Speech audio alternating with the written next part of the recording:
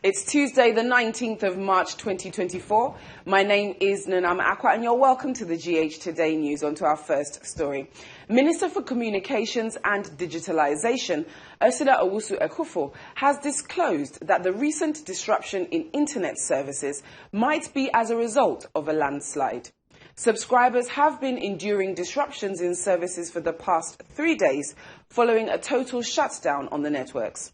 Ursula Owusu-Ekufo has also announced that government is in the process of licensing Starlink and other service providers. Investigations revealed that there had been multiple undersea cable disruptions that had affected mobile data and fixed data services nationwide on these two networks. The AT network, however, had not experienced any such disruption. The current internet outage is deeply concerning and has impacted several countries across West Africa, including Ghana. And in a contribution to the minister's statement, MP for Tamale South and former Communications Minister Haruna stated the telecom sector is in its worst form. He questioned the level of investment in the sector. Our capacity is around 1.5 gigabytes of data capacity owing to multiple undersea cable cuts. Many other African countries, including Ivory Coast, Liberia, Benin, Burkina Faso, Togo, Cameroon, Gabon, Namibia, and Niger are all affected, including Nigeria.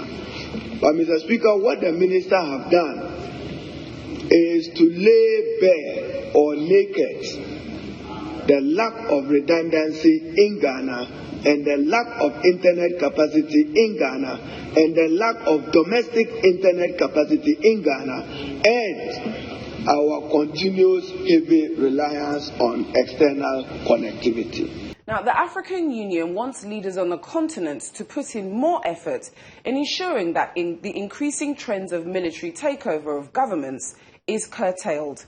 The continent currently has 6 military governments in place, despite efforts to deal with the situation. Addressing a gathering at the opening of the 2-day Second African Union Reflection Forum in Accra, President Nana Addo Dankwa Akufo-Addo, for instance, called on international civil servants and diplomats to suggest policies to deal with the situation. Presidential Affairs correspondent Musa Lansa has more.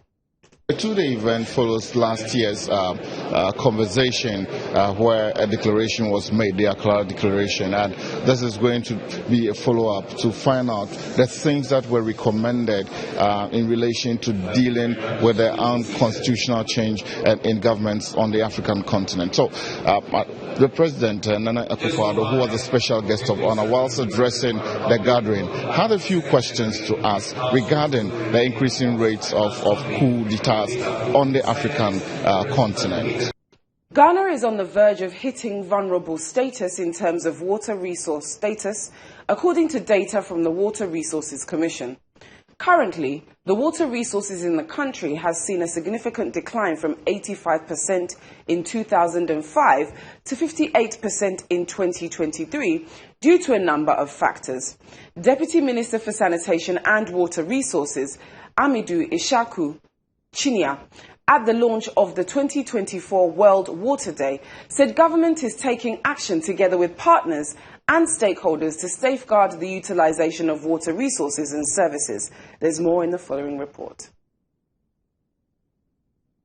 Globally, about 2.2 billion people lack access to safe drinking water, with 40% of the world's population facing water scarcity. In Ghana, factors such as climate change, fish farming and illegal mining activities converge to exacerbate the situation, resulting in a significant decline from 85% to 58% in the last 2 decades. Cedi is reported to be Africa's third worst performing currency this year. According to some analysts, the Cedi has lost 8.63% in value to the dollar since the beginning of 2024, as pressure continues to mount on the local currency.